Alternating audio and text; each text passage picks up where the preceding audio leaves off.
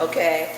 As a resident of the 4th Ward for 65 plus years, our new 4th Ward Alderwoman will be making decisions about safety, schools, and development in our community. Will you please vote? This will affect your daily life in the 4th Ward. So whatever you do or do not do, the new 4th Ward Alderman will be making decisions for you and about you. Your family life, please vote and make it Ebony Lucas. Thank you.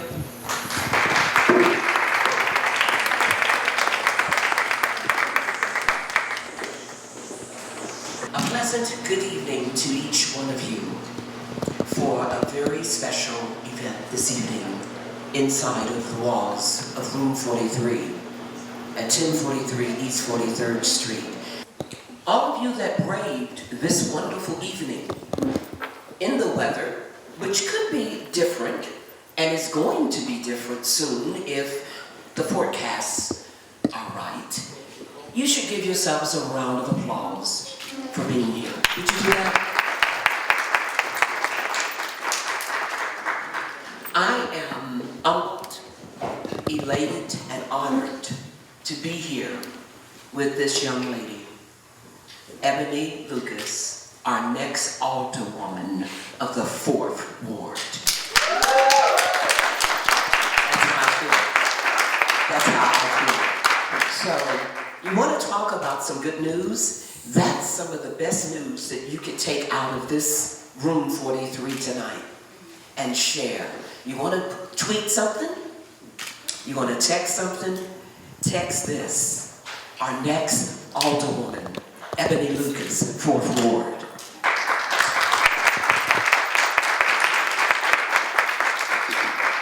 When I stepped into the doors this evening, Deborah greeted me. And I want to say thank you, Deborah, for representing Ebony so wonderful. Thank you for the materials. Thank you so very much for the armband and the, because of whatever this is I have on, I can't put too many sticks on it right now. So I decided to make a bracelet. And the bracelet reads, expect a different result. Ebony Lucas. Vote February the 28th, 2017. I'm wearing it. So I hope you are too. Yeah. So, Camille? Yes. Lord, what a woman. Thank you so very much for that introduction. I love her. She talks back too. Thank you so very much for being one of the best volunteers anyone could ask for.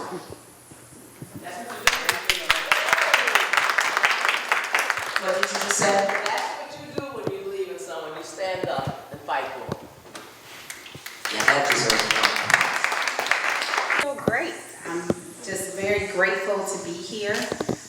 Thankful that I've had all of the support that I've had. Thankful that we have new faces here tonight that wanted to come out and learn more about the candidates that are in this race and get complete information before making their final decision. I like that. Quite a few people are running in this race for the 4th Ward Alderman. Yes. What is it that makes you, Ebony Lucas, the one? Would you share with everyone in this room your heart? Ebony Lucas, everybody. Okay. So I am the most qualified person that's running in this race. I love the 4th Ward. I love the diversity of our community, and I'm passionate about making changes. I've been practicing real estate law for 12 years, been practicing specifically in this area for 9 years, and want to bring development to the entire ward. The focus in the 4th Ward has been in Hyde Park, and the rest of us have suffered, and we haven't had the amenities and the same attention. So we need development on Cottage Grove and from 31st to 40th to 50th Street. That's important to me. The other thing is bringing resources to our schools. making sure that our schools have the funding that they're supposed to have, making sure that we're partnering with community-based organizations to fill in programs that have been taken out of our schools so that our kids get the best education that they can possibly get. Because for me, that is violence prevention, education. Education allows people to get jobs. What we need to make sure of is that we have a voice in City Council that speaks for the people, not only the people in the 4th Ward, but the people in the city of Chicago as a whole. It is very important that the mayor doesn't get another seat that's going to just rubber stamp whatever he puts before him, and that we have a representative that's going to ask tough questions, that's going to read, that's going to speak up when things aren't right, and really work to make a change for the better for the people in the community. That really deserves a round of applause. Can you tell us what in your heart you feel why they follow? They'll follow whatever is said, what's out there, but they don't really pay attention to it. Talk to us about that. So paying attention requires people to read. It requires people to get invested. It requires people to spend time doing what, many of the people in this room who are volunteers on the campaign have done. It requires work and time. It's easy to just sit back and complain or to go and have a protest after the president is already in office. We need to protest right now.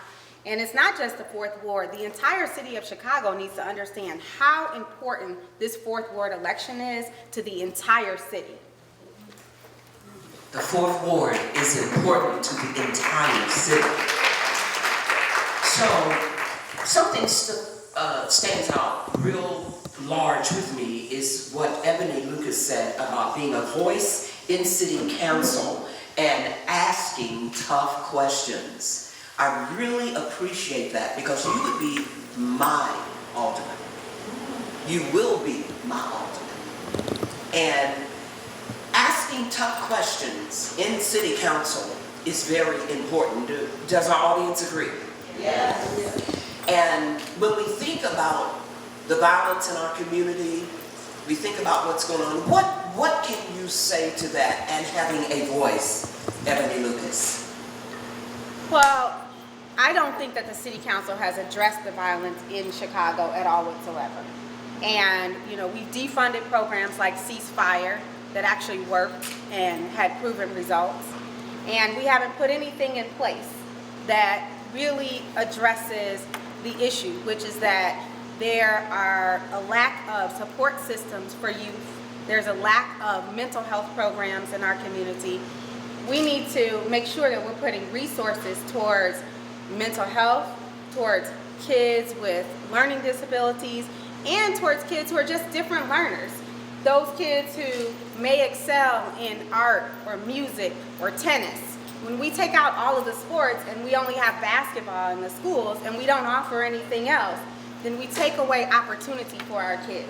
We don't give them access to it. We don't give them exposure. And when they don't have that exposure, if all of us in this room said what we do for a living, we probably all do different things.